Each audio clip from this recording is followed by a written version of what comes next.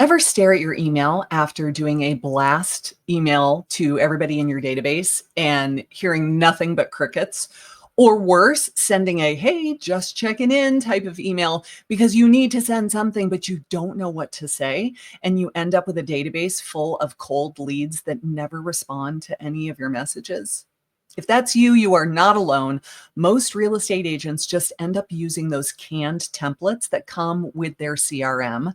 Why? Because it comes with the CRM and then I don't have to write anything from scratch. But honestly, I'd rather send nothing at all than send some of those emails because they don't work, they don't get opened, and they definitely don't create a relationship with this brand new lead who went into your CRM. So today I'm going to show you how you can warm up all of those cold leads in your database. And everything I'm going to teach you absolutely works because in the last 30 days in my database, my average open rate was above 40%. And the typical industry open rate is between 15 and 25%. So when I tell you what I'm going to tell you today, you can trust me when I say that this works. And it starts with the very first email, because if you get this one wrong, then it doesn't really matter what comes after that. If you are just sending these generic emails, like maybe we know that they were interested in selling, so we're going to turn on a seller drip campaign, but everything is very broad. Everything is very generic. It doesn't speak to any specific pain points that we know that they are experiencing. They have, as a universal rule, they have terrible subject lines that don't get opened.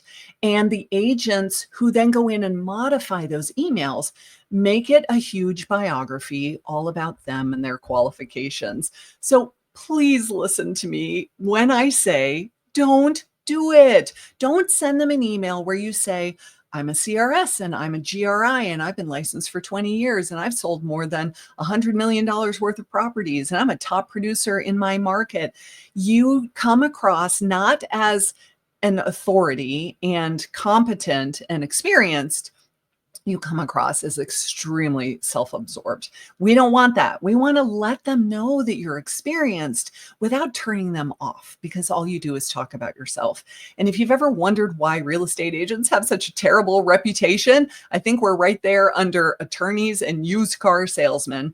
It's because too many of us do this. So put the brakes on the "let me tell you all about me" stuff and talk about them and what is their goal, their issue, their problem that they're trying to solve. So if those canned email campaigns don't work, what should you be sending instead? And what should your very first email say? I am a huge proponent in sending people to a landing page where they can opt in to download a resource. And this does so many things. Number one, if they go to the landing page and they filled it out, it tells me that they're fairly serious. They don't want to opt in for stuff and get on your mailing list if they really have no interest in what you're talking about. It also tells me what type of a client they could be.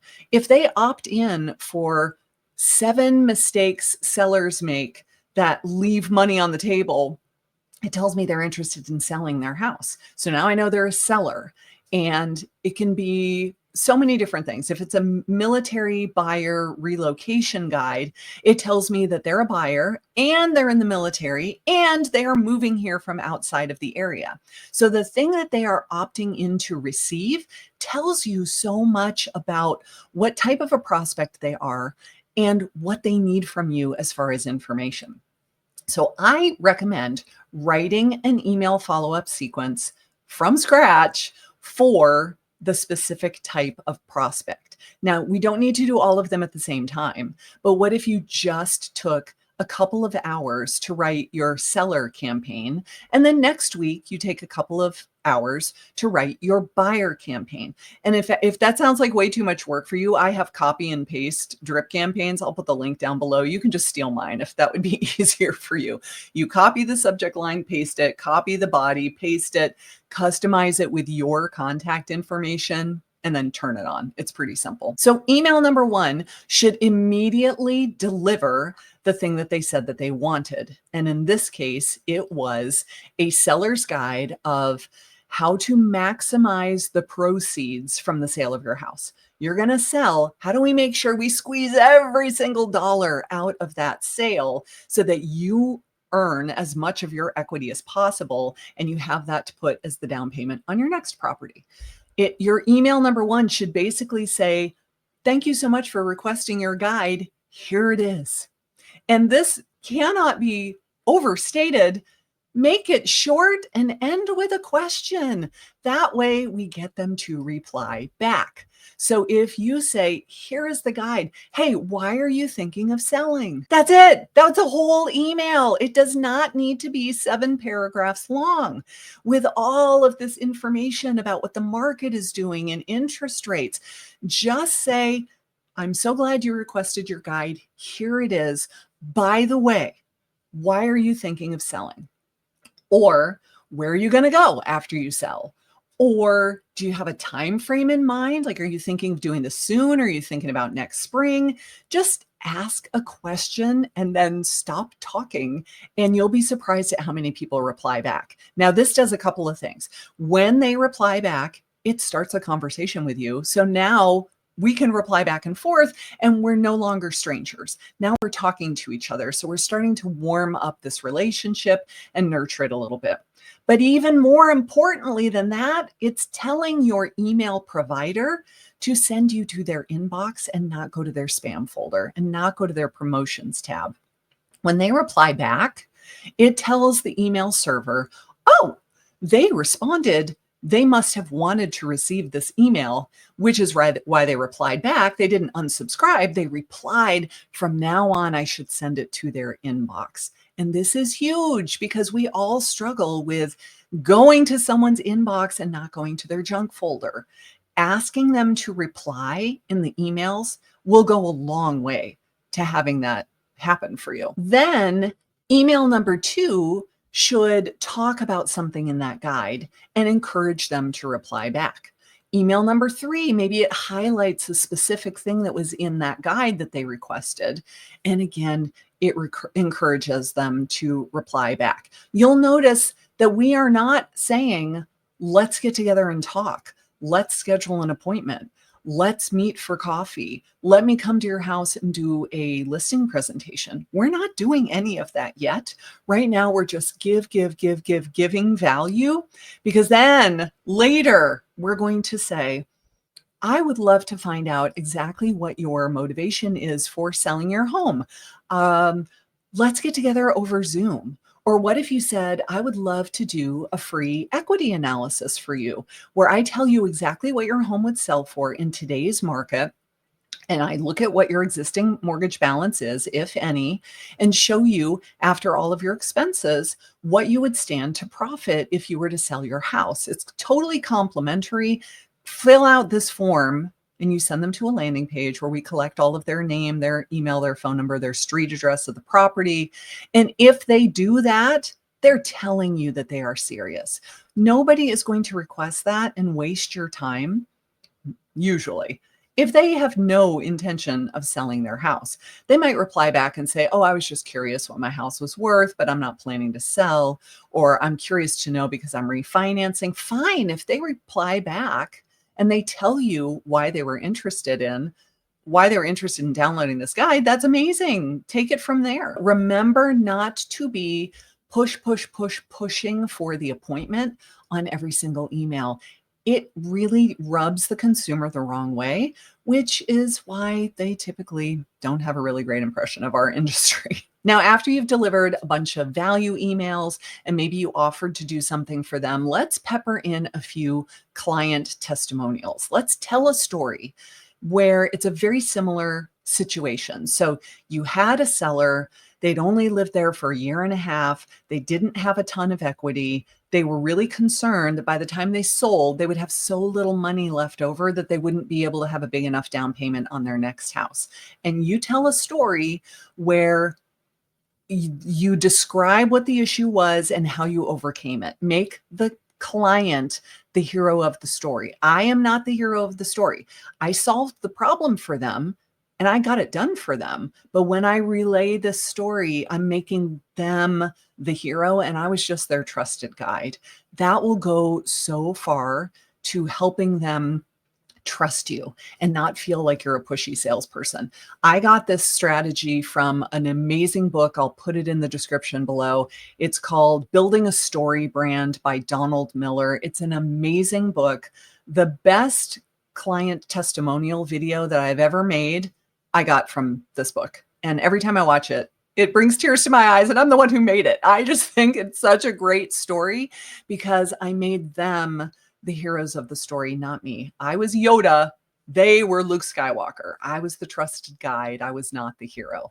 And when people read these stories, they can see themselves in this person's shoes because you're using a legitimate example. You're not picking something that's totally unrelated. So I had a first-time buyer who had no money and he was a disabled vet.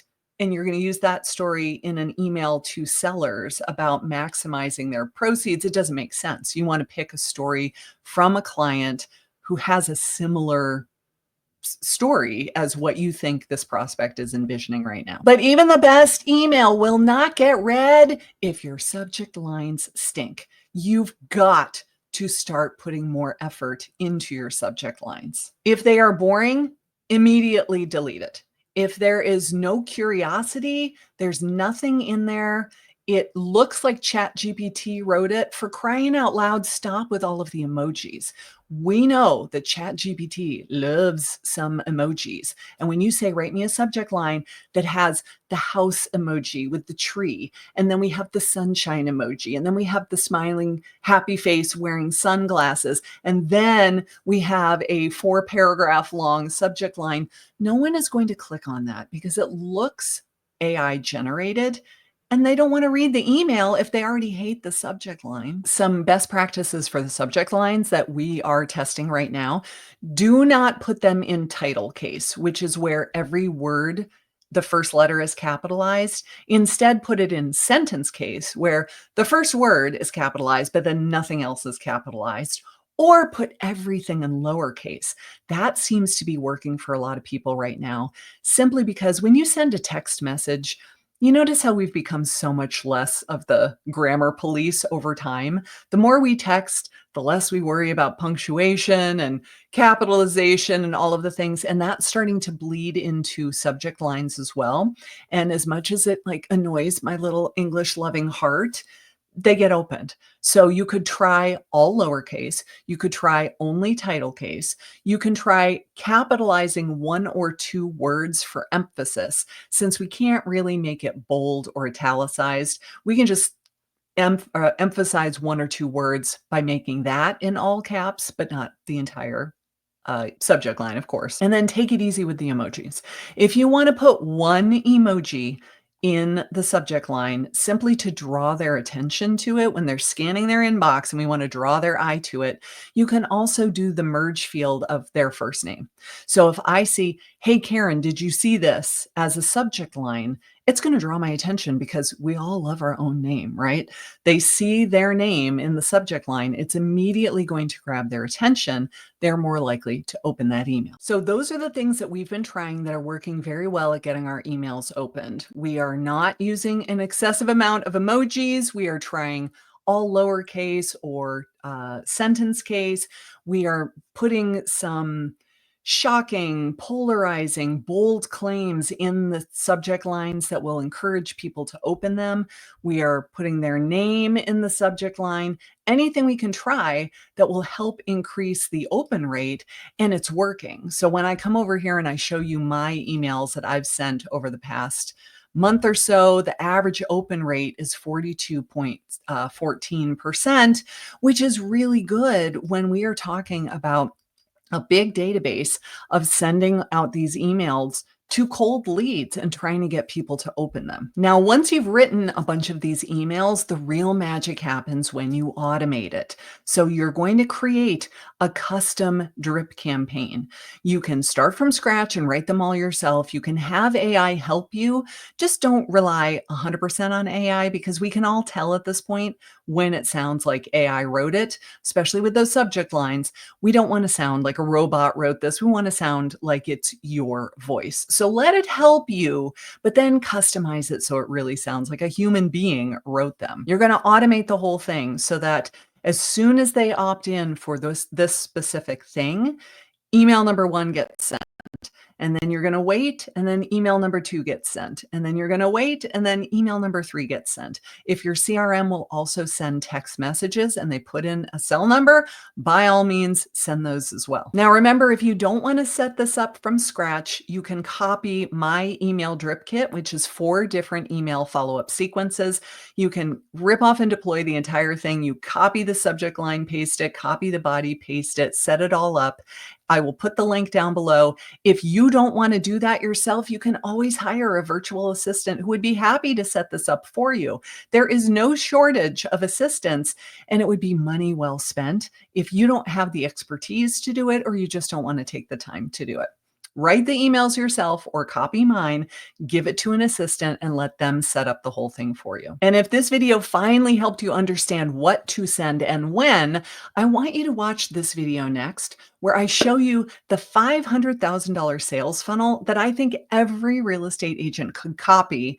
And I know that it works because it was my funnel, and I want to share it with you. So watch that video next.